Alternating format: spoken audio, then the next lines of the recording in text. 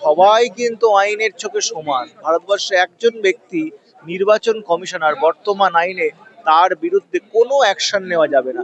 100টা লোককে খুন করে দিলেও কোনো অ্যাকশন নেওয়া যাবে না। বাংলাকে যে যে দমাতে গেছে সে তার নিজের হাত পুড়িয়েছে। এই যে মোদি শাহ সাম্রাজ্য, এই মোদি শাহ সাম্রাজ্যর পতন এই বাংলাই ঘটাবে। ভোট কি জিনিস আমরা জানি না, আমাদের কাছে সম্পূর্ণ অজানা একটা জিনিস।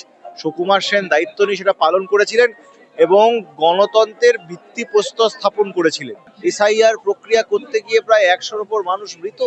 সুকুমার সেন একজন প্রখ্যাত আইসিএস অফিসার ছিলেন। উনি ছিলেন পশ্চিমবঙ্গের প্রথম, স্বাধীনতার পর প্রথম চিফ সেক্রেটারি।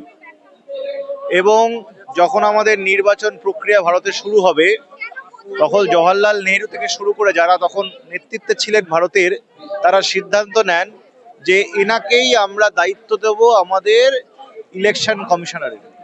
এবং ইলেকটোরাল রোল, ভারতবর্ষের গণতন্ত্রের ভিত্তি যেটা, সেটার প্রথম ইলেকটোরাল রোল বানানোর দায়িত্ব ছিল সুকুমার সেনের কাঁধে।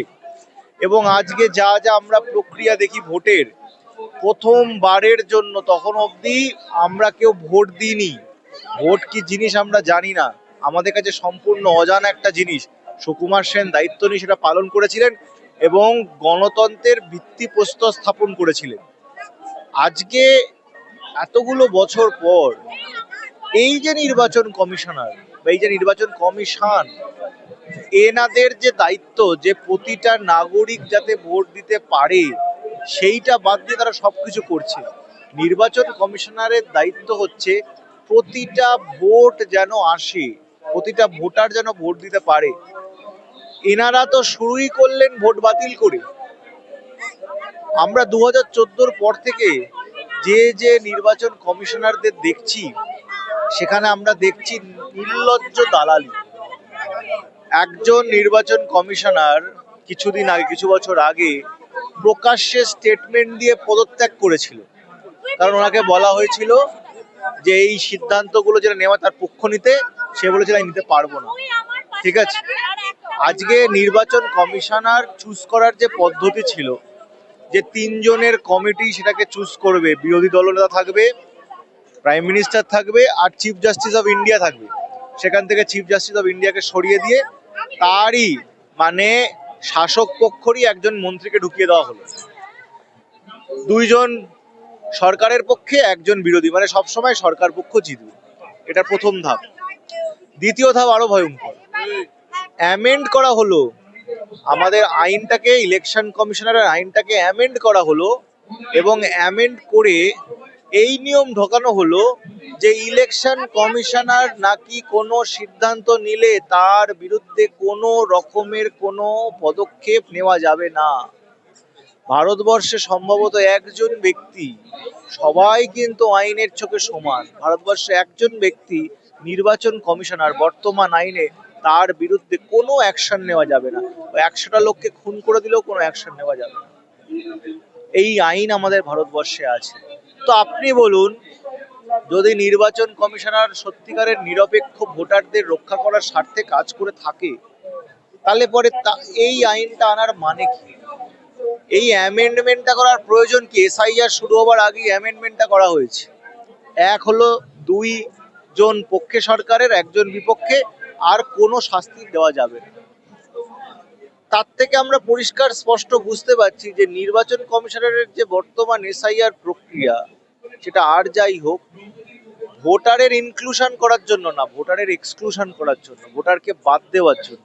তো নির্বাচন কমিশনার যার কাজ হচ্ছে ভোটারদের আরো বেশি বেশি করে আনা, সুকুমার সেন যেটা করেছে, যে কিচ্ছু করতে পারে না, যার অক্ষর জ্ঞান নেই, একদম সমাজের প্রান্তিক মানুষটাও এই গণতন্ত্রের অংশীদারিত্ব করে। এখন সে সিস্টেম না, অ্যাডমিট কার্ড চলবে না, ডোমিসাইল সার্টিফিকেট চলবে না, এটা চলবে না, ওটা চলবে না। তাহলে কি চলবে? মানুষের প্রশ্ন। এসআইআর প্রক্রিয়া করতে গিয়ে প্রায় 100-র উপর মানুষ মৃত। কি হচ্ছে এটা? আর যাই হোক, নির্বাচন কমিশনার তার দায়িত্ব করছে। প্রথম কথা হচ্ছে, আমাকে যে আপনি লাইনে দাঁড় করিয়ে দিয়েছেন, এটা তো খুব অপমানজনক ব্যাপার। আমি একটা স্বতন্ত্র দেশের একজন স্বাধীন নাগরিক, আমি জন্মসূত্রে এই মাটির। আপনি বলছেন মুখার্জি মুখোপাধ্যায় লাইনে দাঁড়ান, আপনি বলছেন ছটা বাচ্চা কেন লাইনে দাঁড়ান। এই জিনিস হচ্ছে, এই জিনিস কোনোভাবে মেনে নেওয়া যায়? কেউ কোনোদিনও মেনে নিতে পারে? আজকে আপনি আমাকে প্রতি পদক্ষেপে, আজকে আপনি একটা কথা বলুন, সুভাষচন্দ্র বসুর পরিবারকে নাগরিকত্বর পরিচয় দিতে হবে, জয় গোস্বামীকে আজকে নাগরিকত্বর পরিচয় দিতে হবে, অমর্ত্য সেনকে আজকে নাগরিকত্বর পরিচয় দিতে হবে? এটা কখনো সম্ভব? যারা দেশের রত্ন, যারা দেশকে স্বাধীন করলো, স্বাধীনতা সংগ্রামীদের পরিবারকে লাইনে দাঁড় করাচ্ছে, কখন এটা হয়? প্রতিরোধটা কিভাবে হবে তাহলে? প্রতিরোধ হবে, লড়াই হচ্ছে, কোর্টে হচ্ছে, মাটিতে হচ্ছে, সবসময় হবে, সব জায়গায় হবে।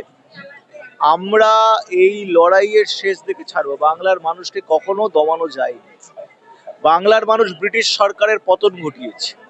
কোনো বন্দুক, কোনো কামান, কোনো বোমা, কোনো পুলিশ, কোনো আইন, এই মোদি শাহ ভাবছে আমরা বোধহয় গুজরাটি, আমরা বোধহয় উত্তরপ্রদেশ, বোধহয় ইতিহাসই জানে না।